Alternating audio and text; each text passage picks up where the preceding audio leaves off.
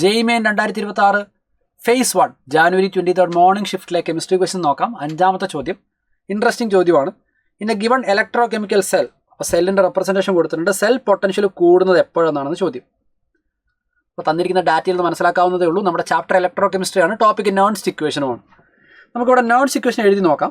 First of all തന്നിരിക്കുന്ന cell റെപ്രസെൻറ്റേഷനിൽ നിന്ന് ആനോഡ് ആര് ക്യാഥോഡ് ആരെന്ന് ഐഡൻറ്റിഫൈ ചെയ്യണം. AG എന്ന് പറയുന്ന ആൾ AgCl ആയിട്ട് ഓക്സിഡൈസ് ചെയ്യപ്പെടുക ചെയ്യുന്നത്. So Ag is getting converted into AgCl. ശ്രദ്ധിക്കുക, അവർ രണ്ടുപേരും സോളിഡ് ആണ്. അപ്പോൾ ക്യാഥോഡ് എന്ന് പറയുന്ന ആൾ ആരാ? ഇതാണ് ക്യാഥോഡ്. റിഡക്ഷൻ നടക്കുന്നത് ഇവിടെയാണ്. ഇവിടുത്തെ റിഡക്ഷൻ എന്ന് പറയുന്നത് Fe3+ അയോൺ Fe2+ ആയി റിഡക്ഷൻ നടക്കുകയാണ് ചെയ്യുന്നത്. ബാലൻസ് ചെയ്യാൻ ഒരു ക്ലോറൈഡ് അയോണിൻ്റെ കുറവുണ്ട്, അതിനെയും കൂടെ നമുക്ക് ഇവിടെ എഴുതാം. ഇനി നമുക്ക് എന്ത് ചെയ്യണം? നോൺസ് ഇക്വേഷൻ എഴുതണം.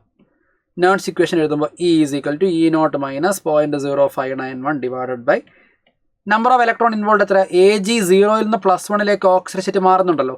സോ 1 log ഓഫ് ന്യൂമറേറ്ററിൽ Fe2+ൻ്റെ കോൺസെൻട്രേഷൻ മാത്രം മതി. ഡിനോമിനേറ്ററിൽ Fe3+ വേണം, Cl- വേണം. AgClഉം Agയും സോളിഡുകളായതുകൊണ്ട് അതിൻ്റെ എഴുതേണ്ട ആവശ്യമില്ല. ഇനി നിങ്ങൾക്ക് പെട്ടെന്ന് ആൻസറിലേക്ക് എത്താവുന്നതേ ഉള്ളൂ. Fe2+ൻ്റെ കോൺസെൻട്രേഷൻ കൂടിയെന്ന് വിചാരിക്കുക.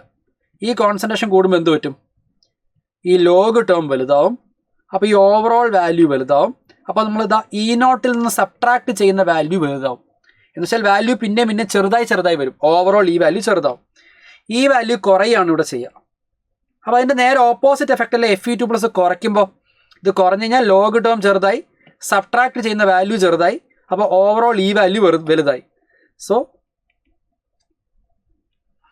ഇനി Fe3+ൻ്റെ കേസ് നോക്കുകയാണെങ്കിൽ ഡിനോമിനേറ്ററിൻ്റെ സൈഡിലാണെങ്കിൽ Fe3+ൻ്റെ കോൺസെൻട്രേഷൻ കൂട്ടിയാൽ എന്ത് പറ്റും?